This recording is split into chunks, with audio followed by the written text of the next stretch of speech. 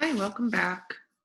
Today we're going to talk about cell physiology. So we're going to get into, we're going to go over a little bit of introduction, and then we're going to get into the organelles, the plasma membrane, and then transport mechanisms. And so again, like the last few PowerPoints, we're going to spend a little bit of time on the introduction and background information, but then we're going to focus on the plasma membrane and transport mechanisms. Before we start the lecture though, I want to make sure that you're downloading the study guide. So exam one study guide, right?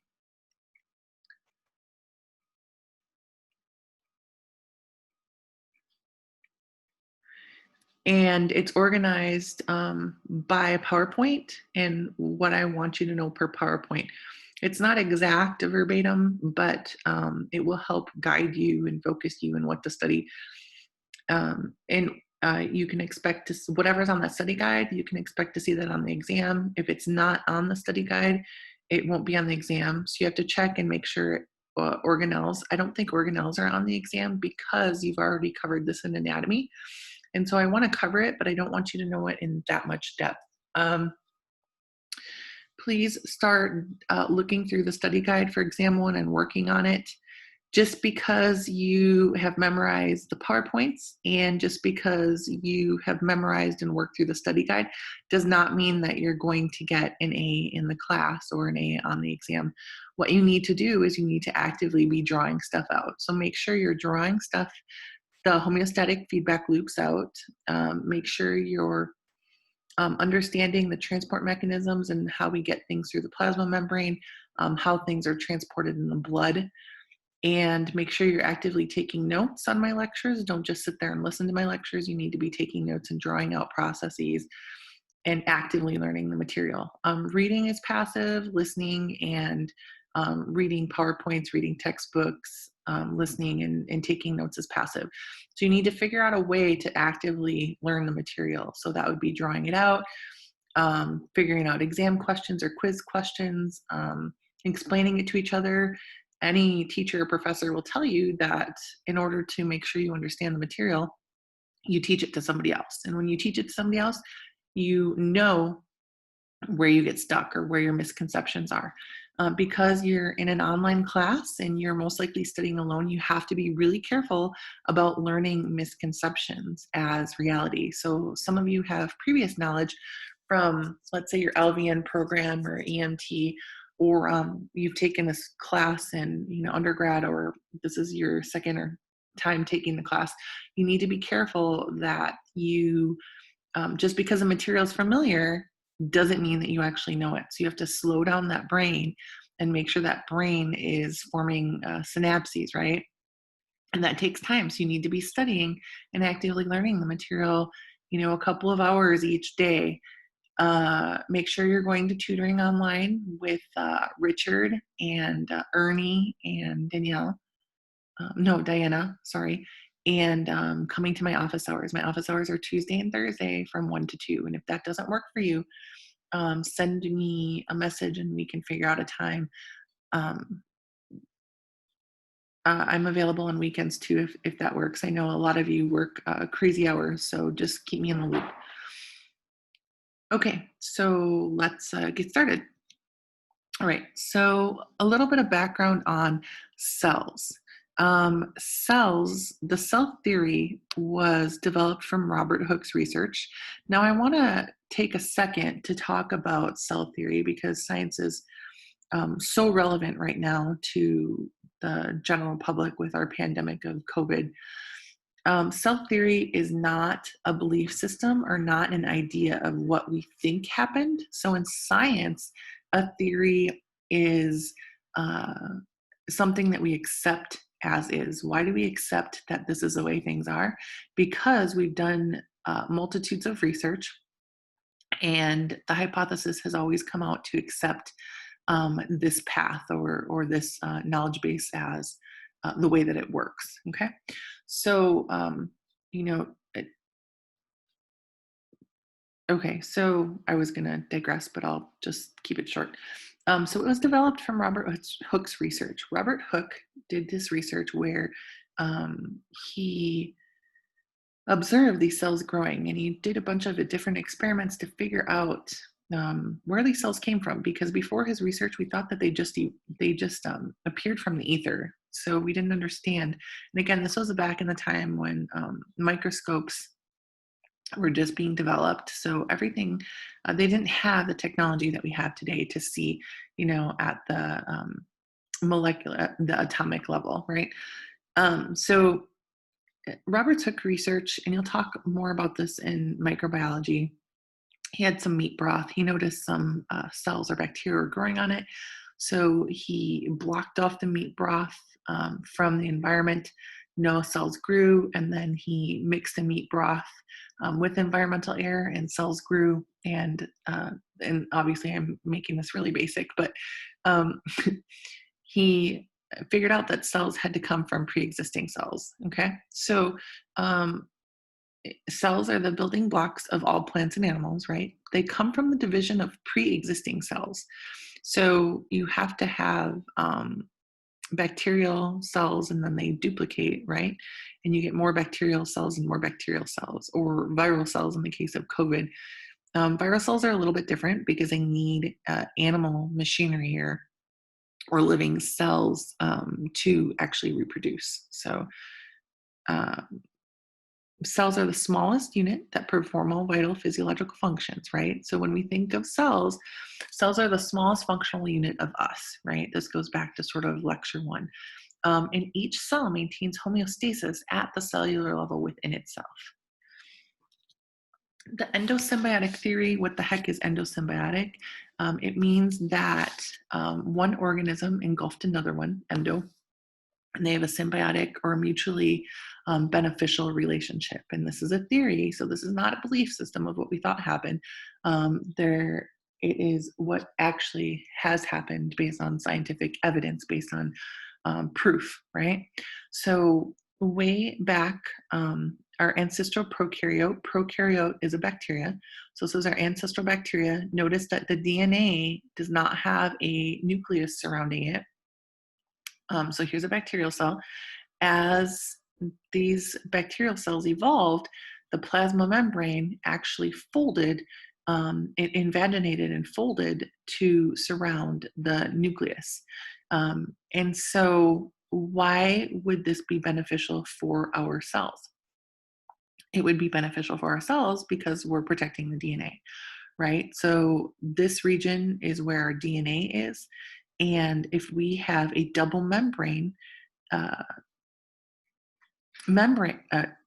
double membrane envelope, if you will, that's going to allow for more protection, right? Here's our DNA. We don't want the DNA to get mutated. Evidence for this actually happening is the fact that this double membrane, that it is a double membrane, right? So if this plasma membrane folds, it's not just one membrane, it's a double membrane. And if you remember back from your organelles, the nuclear envelope is continuous with endoplasmic reticulum. And so there's more evidence for that. And then how did we get our mitochondria? So looking at the bottom picture, our cells engulfed these aerobic heterotrophic prokaryotes a long time ago. What the heck is aerobic? Aerobic means it requires oxygen. Heterotroph means that it can make energy, and prokaryote is a bacteria. So we engulfed these sort of bacteria that are kind of like mitochondria. We didn't know them as mitochondria yet. So we engulfed them and gave them a place to live, and gave them, fuel and safety, and then they made ATP for us. So this is what we know as our mitochondria. That happened with chloroplasts in the top picture, the green guys. That happened with chloroplasts in plant cells. So these guys are photosynthetic prokaryotes. These chloroplasts have chlorophyll in them, and they can make sugar for the plant using UV light.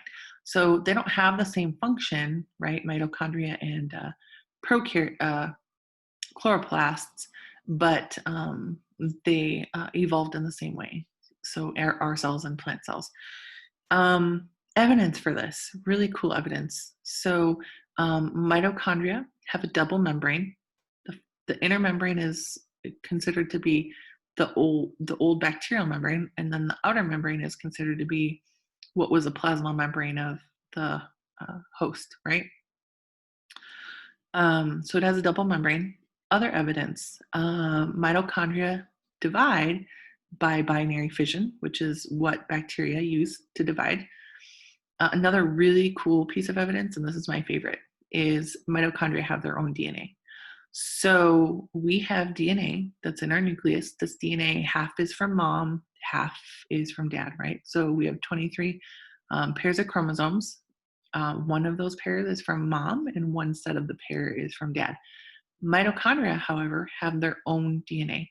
Where did you get your mitochondrial DNA? You got it from your mother. It's carried in the egg, right? And so the egg donates the mitochondrial DNA. Where did your mom get her mitochondrial DNA? From her mother. And her mother got her mitochondrial DNA from her mother.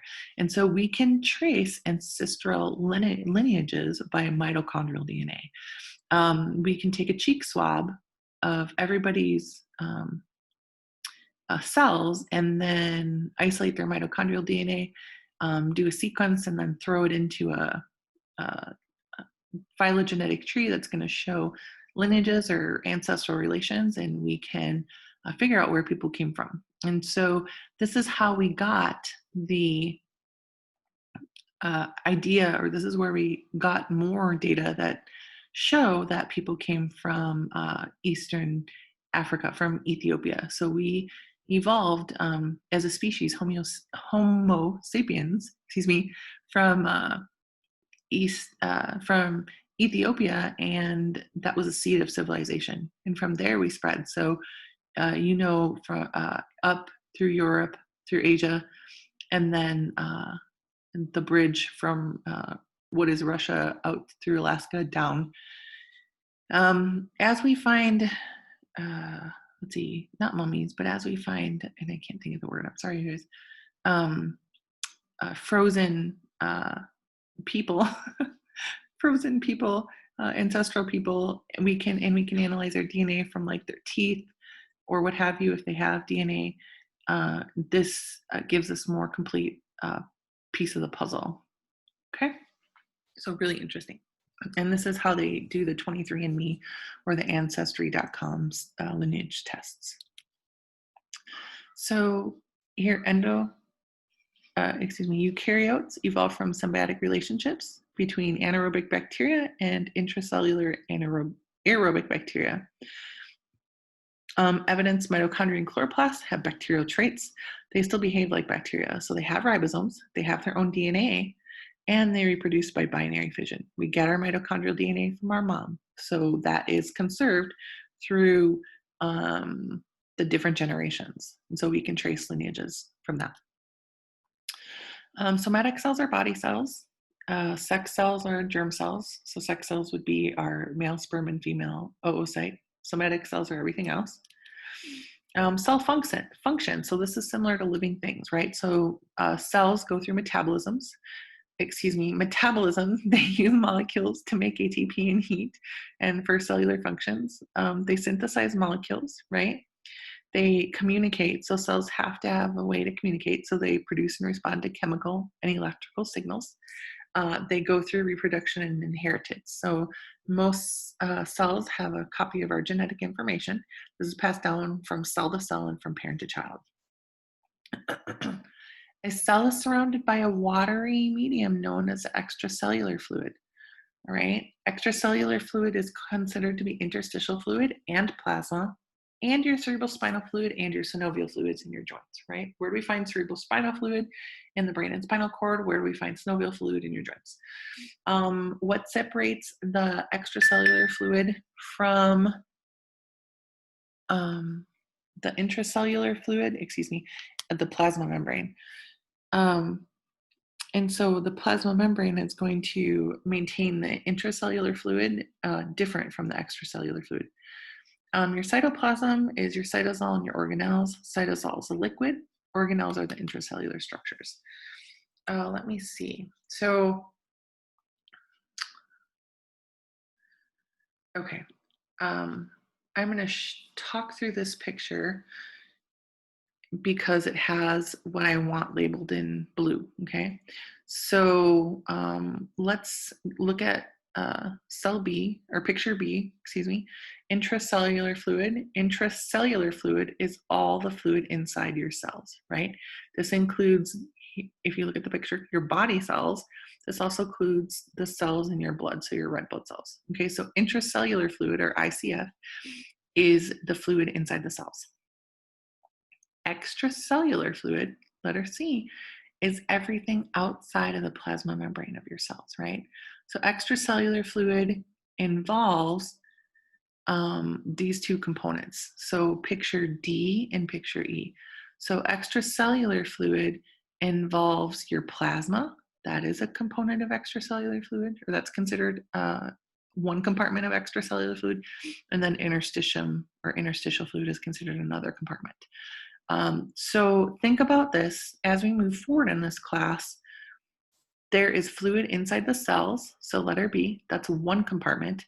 Then there's fluid in the interstitium, that's another compartment, and then there's fluid in the plasma, that's another compartment. So we have 3 different compartments that fluid has to move through, or to communicate or to get nutrients to the cells and out. This is going to be important when we talk about osmolarity and tonicity and diffusion and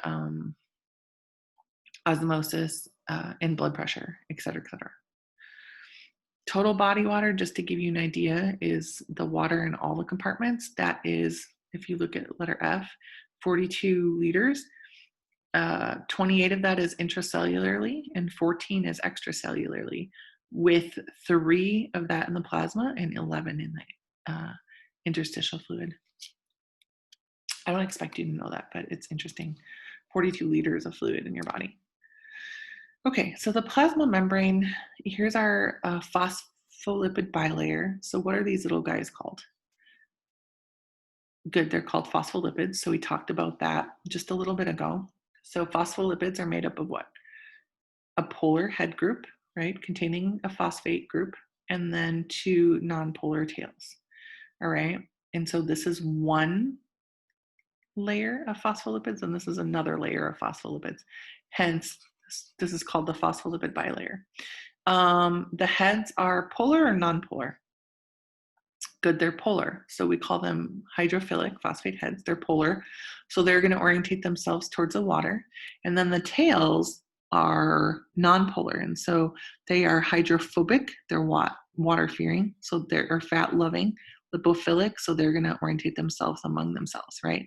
Remember the analogy I used, the Oreo cookie? So the heads are the cookies, and then the tails are the Oreo stuffing, the cream, right? Okay. In the cytosol, inside the cell, we have dissolved materials like nutrients. Think of glucose, right? Ions like potassium, proteins, and waste products. Think of urea and creatinine. We have high potassium inside the cell, low sodium inside the cell compared to outside of the cell. High protein content, and most of those proteins, well, all of those proteins are functional. They're not just lying around waiting to be used for energy. They have a purpose. You have carbs in there and not many amino acids and fat inside the cells. Where do we store the fat, or where do we have fat? We have fat in vesicles, in adipose tissue. We don't have a lot of amino acids lying around because they are making up proteins, so you're using them right away to repair the cell, or make transport proteins, etc.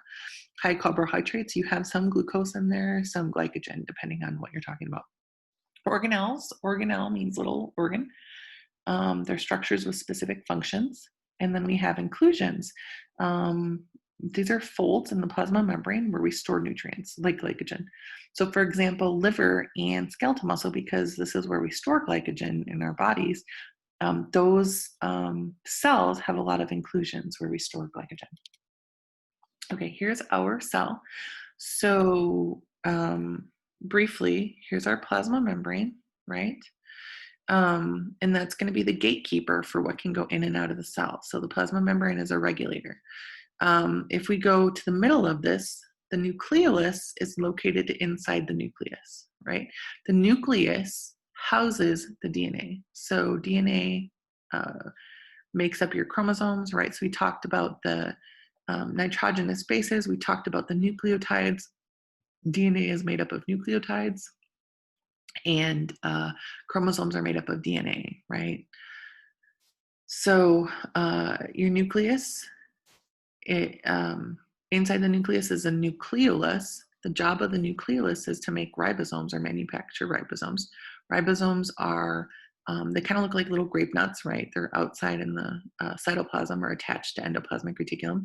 They do protein synthesis from messenger RNA, so they're really important. Notice that there's a double membrane. So here's your nuclear envelope, and then you have pores that let things go in and out. So this is selectively permeable as well, if you will. Notice continuous with that envelope is your endoplasmic reticulum. And so endoplasmic reticulum is right here. The ones with the ribosomes attached do protein synthesis. The ones without the ribosomes attached do more so of glycogen and fatty acid synthesis, okay? Then past that, if we look down at the bottom, we have the Golgi apparatus. So the endoplasmic reticulum's goal is to make a bunch of, let's say, hemoglobin subunits, right? And so they're going to make a bunch of tertiary proteins, and then the Golgi apparatus's job is to stick them together so they're functional. So it's going to make hemoglobin molecule or a quaternary structure, and then ship it off by way of vesicles outside the cell or inside of the cell. We have peroxisomes and lysosomes. Those have different reactions in them. We'll talk about those in a second. We have centrioles, which aid in which orientate, or these guys become the poles, the north and south pole for the microtubules to attach to for cell division. So they're involved with cell division. Let's see, what else do we have? I think we're good.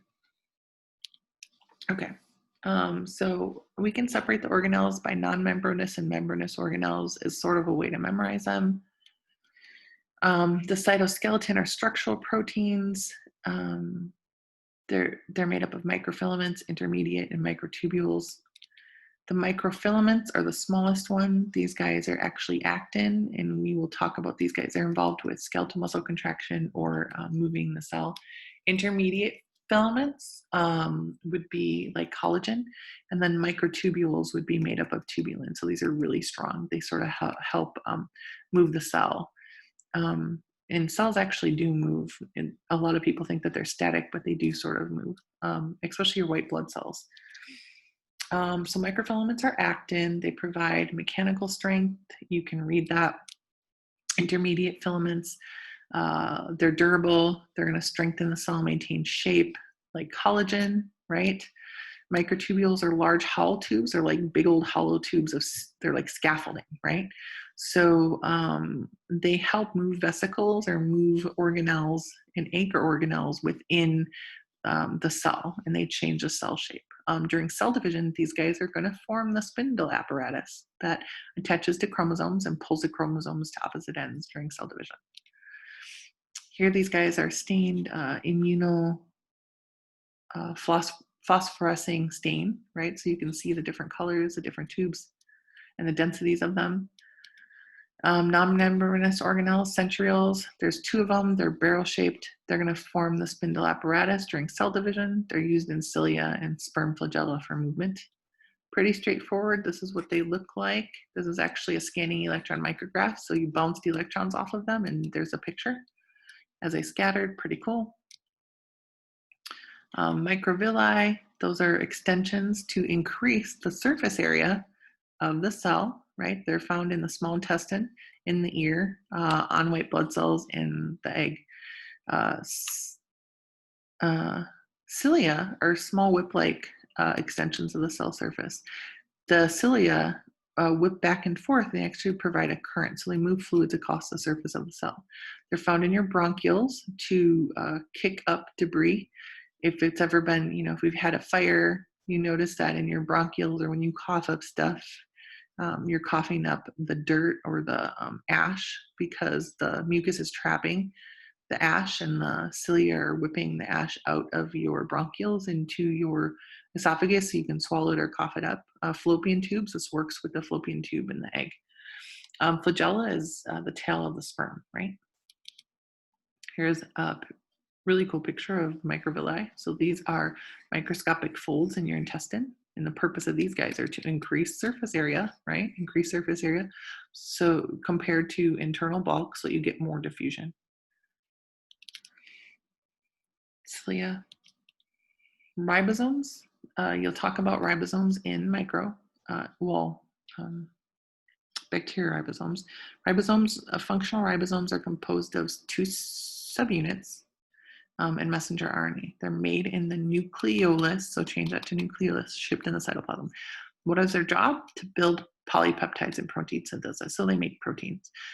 You have free ribosomes, which manufacture proteins, and fixed ribosomes, which manufacture proteins for the cell and to ship out.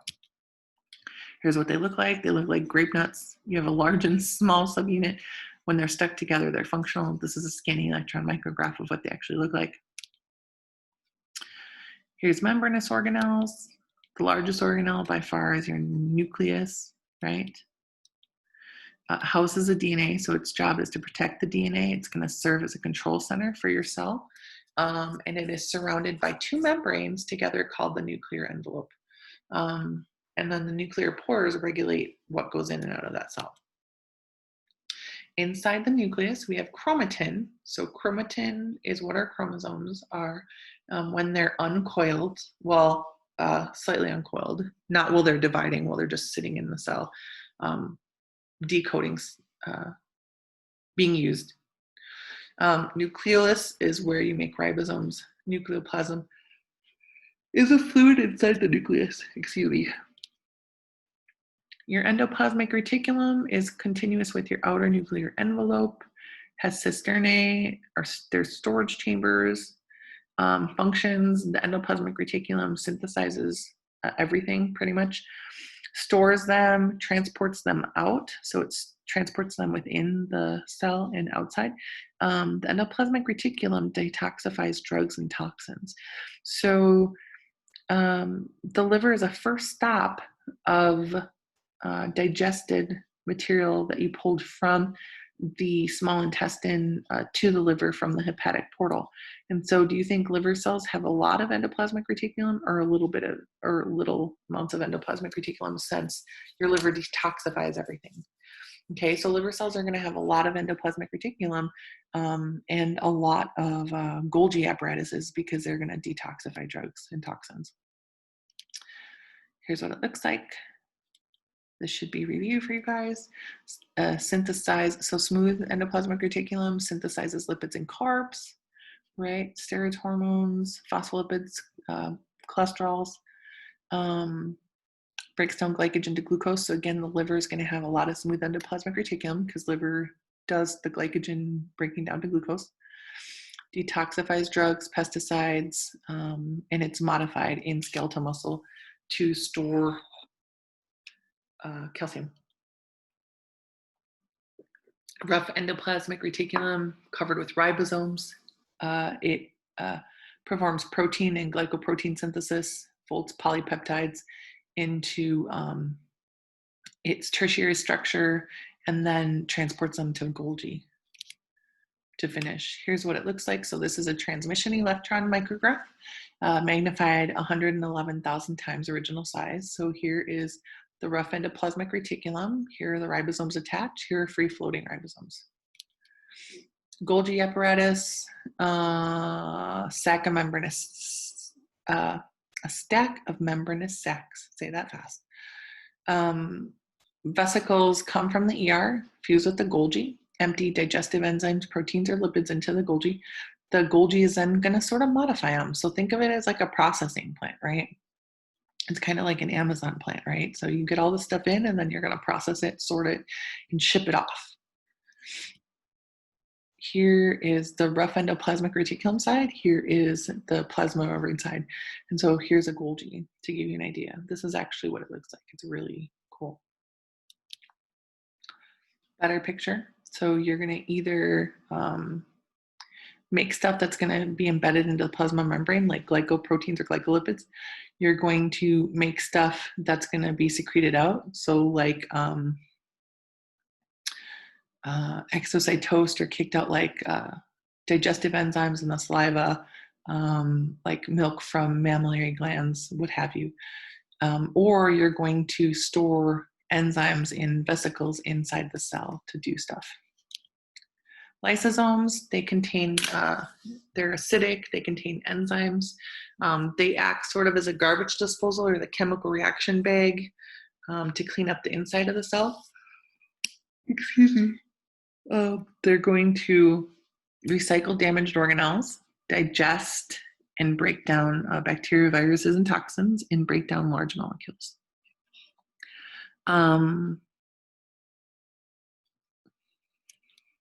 Here's what they look like. Peroxisomes are called peroxisomes because they have oxidases and catalases. So enzymes that use oxygen and catalases that break down harmful substances. So oxidases use oxygen to detoxify substances. So you have these rogue free radicals, these unpaired electrons bouncing around. They're going to combine with hydrogen peroxide into the peroxisomes and make water. And so it takes them, free radicals or harmful substances, breaks them down into water or degrades them so that they're not harmful anymore. They actually break down and synthesize fatty acids too. So really interesting. Mitochondria, we'll talk more about this later, but mitochondria uses carbs, lipids, and proteins to make ATP. Has an outer and inner membrane separated by the intermembrane space. The goal of the mitochondria is to make ATP, and it requires oxygen. Outer membrane, inner membrane, intermembrane space, and then matrix. Here's what it looks like. Okay, so the plasma membrane. What is the function of the plasma membrane? It behaves as a physical barrier. It regulates exchange with the environment, so ions and nutrients can come in to the plasma, to the cell, and wastes and cellular byproducts are kicked out. Like think urea, think CO2, right? Carbon dioxide. It monitors the environment, so extracellular fluid and chemical signals, and then it provides structural support. So it anchors cells and tissues together. It's comprised of a surprise phospholipid bilayer, right? It's a double layer of phospholipid molecules. The hydrophilic heads orientated towards the water on both sides. The hydrophobic fatty acid tails are sequestered amongst each other, so they are in the membrane, and they interact with each other only because they're all hydrophobic. They want to stay away from the water. Some of them have double bonds, and that double bond fatty acid tails make them kink, right, or bent, and that's going to enhance the fluidity of the membrane. Really important, okay, because you're trying to get stuff through that plasma membrane. So some of those fatty acid tails need to be bent in order to get molecules through. Cholesterol, on the flip side, is amphipathic. This means it's polar on one end, non-polar on the other. It is a four-ring structure, and it's going to be embedded in the membrane as well. And the goal of cholesterol is to stabilize membrane. So the double bonded fatty acid tails are kinked. That enhances fluidity. Cholesterol stabilizes a membrane. So you have two sort of, I don't want to say opposing forces. Cholesterol is way smaller, but they have two different functions. It's selectively permeable, which means it's semi-permeable. It's a barrier to large molecules, ions, and water-soluble compounds. Okay, here's your plasma membrane. So here are, let me use a different color. I'm gonna use green. If anybody in this class is colorblind, let me know. Okay, is that a little bit better? Maybe, maybe not. Okay, so I'm at the word cholesterol. Do you see me? So I'm right to the left of the screen. Okay, cholesterol. So notice here are your phosphate head groups, right? On both sides, and then you have your fatty acid tails. Notice that some of these fatty acid tails are kinked. So right there, right there, that kink is going to enhance the fluidity. It's going to make sure that these tails can't get too close to each other so that they're more fluid. Take a look at cholesterol though. Cholesterol is embedded in that plasma membrane, and cholesterol makes the membrane, gives more structural support, okay? So you have two different forces. So these double bonded fatty acid tails make the membrane more fluid. These cholesterol molecules sort of anchor and keep the membrane intact. And think of this membrane, you think of these guys as sort of like buoys on an ocean. They're kind of floating over this way, they're kind of floating back here, they're kind of like it's a sea of phospholipids, if you will. Attached to those phospholipids are glycolipids, or we call this a glycolipid of a glycocalyx. So these are glycolipids. If it's a sugar and a fat, it's a glycolipid. If it look all the way to the right, if it's a sugar attached to a protein, it's a glycoprotein. These guys serve as recognition of our immune system. Let me back up. So these guys are proteins, are cell surface markers that identify to our immune system that this is us, don't destroy us. We'll talk about these antigens when we cover red blood cells, all right? So these are on the surface of the plasma membrane. You have these guys on the surface of all of your cells. We'll talk about it when we get to red blood cells. Okay, let's talk about the proteins. So proteins that span the membrane are called integral proteins, right? Some of them anchor stuff, some of them transport. Here's a protein channel, some of them transport molecules. Some of them are gated, some of them are always open, it just depends. They have a lot of different functions. If a protein is attached to one side of the membrane, it's called a peripheral protein, just to give you an idea of how this all works. The fluid mosaic model describes the plasma membrane as fluid, not static. So the fluid mosaic model describes that membrane as fluid, and that those fatty acid tails actually move, that the phospholipids move. How do they move? Because of the unsaturated fatty acid tails. That makes a bend or a kink in the chain, and so they're more fluid. We did a long time ago, there was this really cool experiment. Before this experiment was done, we thought that our cell membranes were just static. The phospholipids just sort of sat there. And now we know that that's not true. They move around. So how did we figure that out? Here's a human cell, and here's a mouse cell. So these proteins on the surface of the human cell are unique to human cells, so they're human antigens. Then we have proteins on the surface of the mouse cell, and those are unique to mouse, so those are mouse antigens. We induce them to fuse, so here's a human cell, here's a mouse cell. We added antibodies, so the red antibody bound only to the human antigens, because that's how antibodies work. This antibody is specific for the human antigen. This green antibody is specific for the mouse antigen, okay? So here it was antibody labeled. And we put it in an incubator at 37 degrees Celsius, which is body temperature, right? 98.6 degrees Fahrenheit. What they were expecting to see when they pulled it out was this. What they saw was this. So what did their experiment show them? It showed them that the phospholipids move around and they intermix. They weren't expecting that. They thought they just stayed in one spot. So really cool experiment. What do phospholipids do? If we look at A, they move side to side a lot, so lateral movement. They flip-flop once in a while. The more unsaturated fatty acid tails you have, the more fluid that membrane is. You see this more so in cold water organisms, cold water fish, deep sea fish, because they need that membrane to be more fluid because it's really cold. If they have only saturated fatty acid tails, that membrane's more viscous or thick, right? Cholesterol is embedded in the membrane, that anchors everything. There's the definitions for integral and peripheral protein. This is an integral protein, right?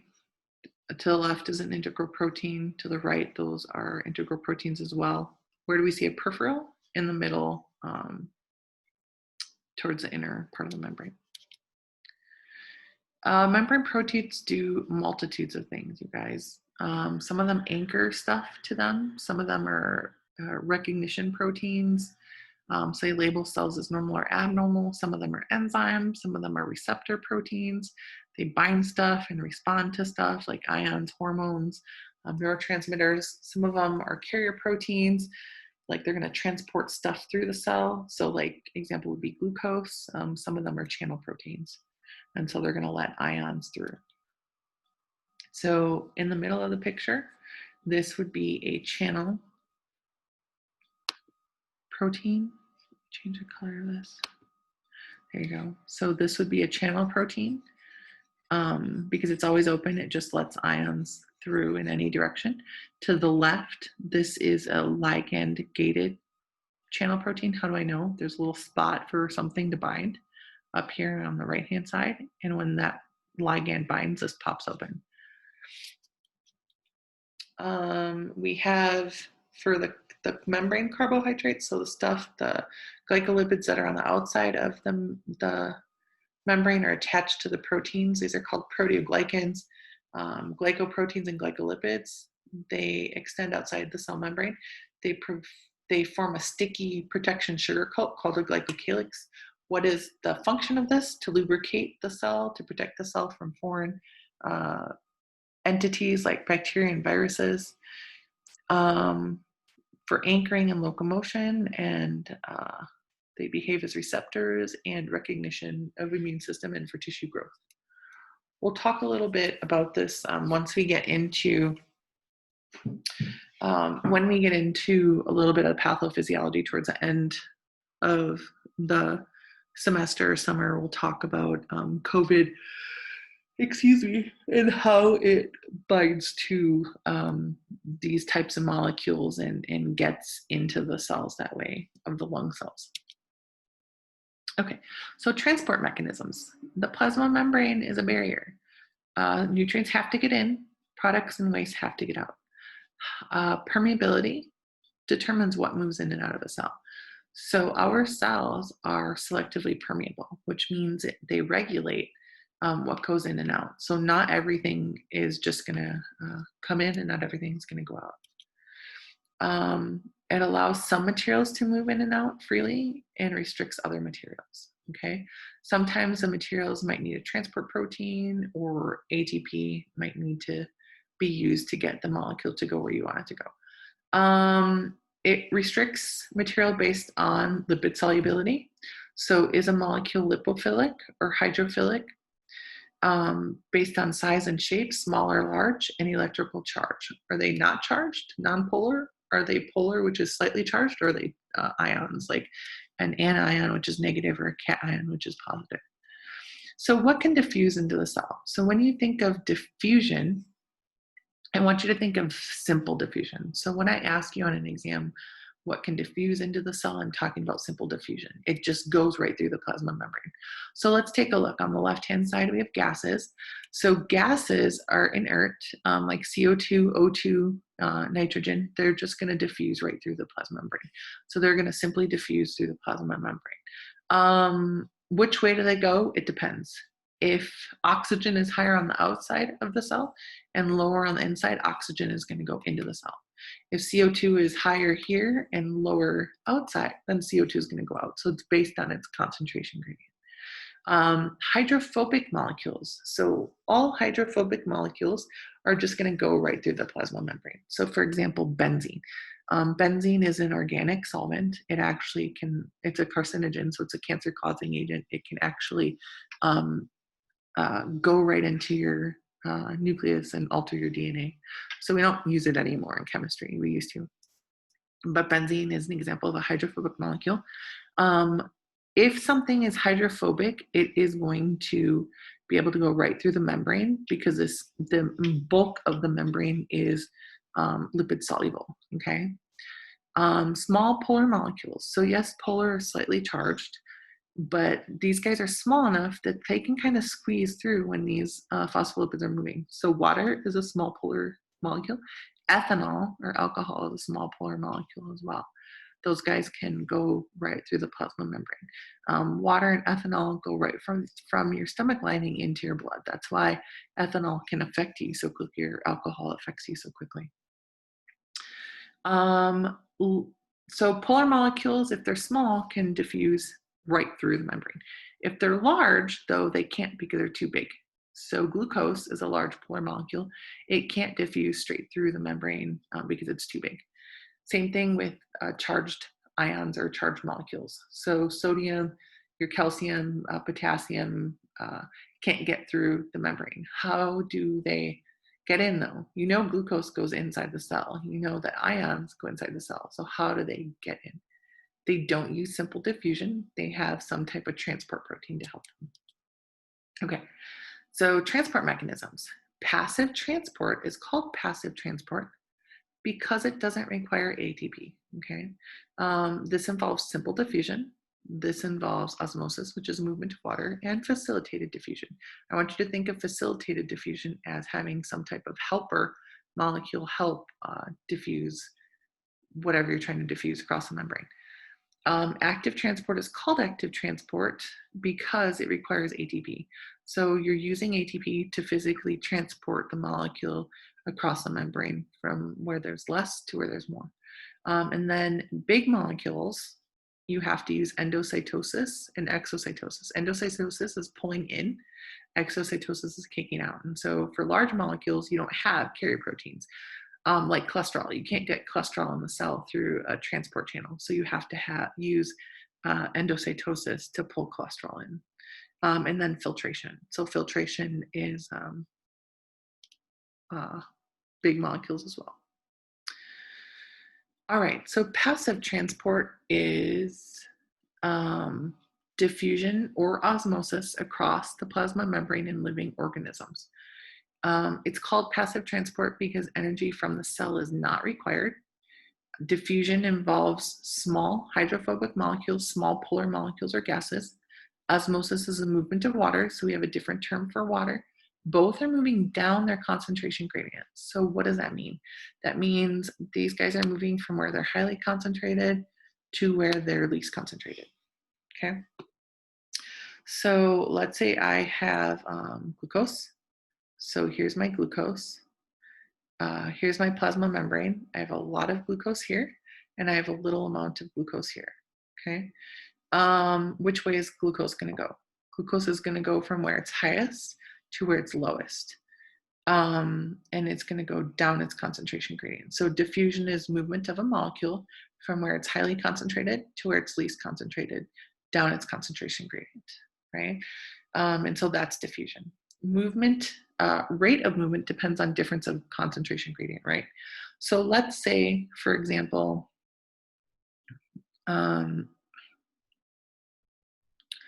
let's say we have 10% ethanol on one side of your membrane, and then we have 20% ethanol on another side of the membrane. Which way is ethanol going to move? And let's say it can move across the membrane. Good, it's going to move from where it's highly concentrated to where it's least. So this is about a 10% difference, right? What if we had 10% here and 60% here? Good, so ethanol is going to move from here to here. Is it going to move at the same rate as the top? No, it's going to move way faster. Why is it going to move way faster? Because there's a bigger concentration difference across that membrane, right? So this is important. So passive transport is diffusion and osmosis, and we'll talk about facilitated diffusion as well. They're moving down their concentration gradient. Rate of movement depends on difference of gradient, right? Classic example is a salt cube or sugar, right? So you put salt in a beaker of water, and the salt is going to diffuse into this region first, and then it's going to go from where it's highly concentrated to where it's least concentrated, right? So it's going to spread until it's evenly distributed around the water, and we call this equilibrium. So diffusion is movement of a molecule from where it's highly concentrated to where it's least concentrated. The brackets mean concentration. So this is talking about high concentration to low concentration, or we call this down the concentration gradient, right? Whoops, sorry guys.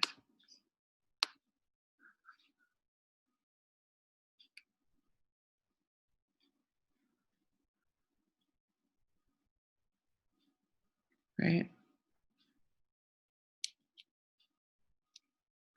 Osmosis is a passive movement of water across a semi-permeable membrane from where there's more water to where there's less water. So movement of water from where water is highest to where water is lowest. That's how you learned it in chemistry. How I want you to understand it is that water is going to move to the side with more particles.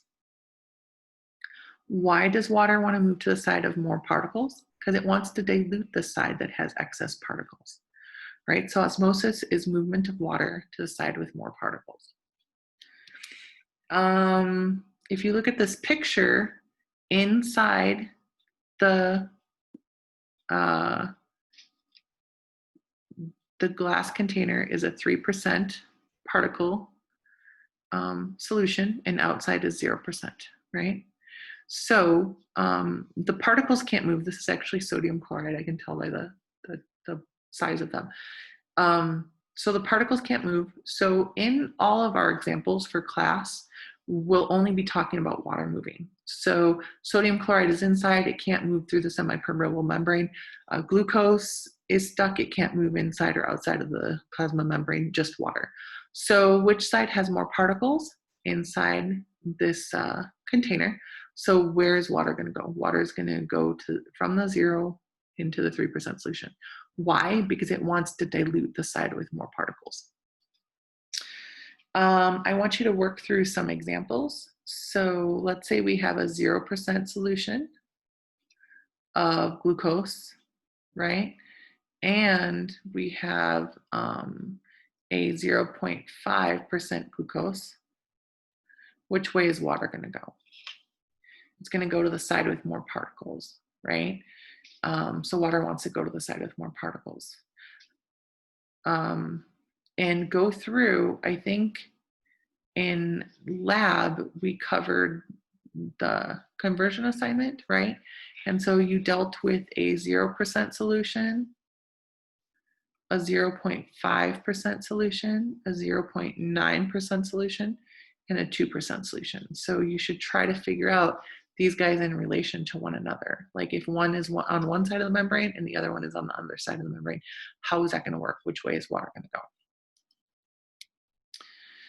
Osmosis is a comparative term used to describe osmotic pressure of two solutions. If both solutions have the same concentration of solute particles or just particles, we say they're isoosmotic, okay?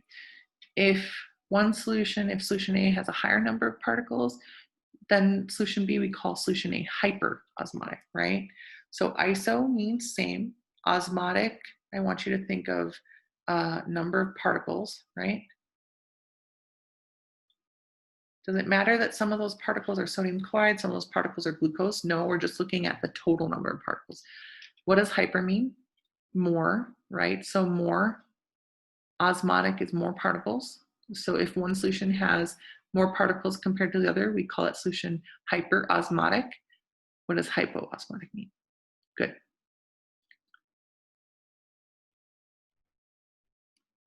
Okay, so I want you to download the osmolarity and tonicity worksheet and start that, all right? We're gonna stop here and I'm gonna pick it up in the next lecture. All right, talk to you soon.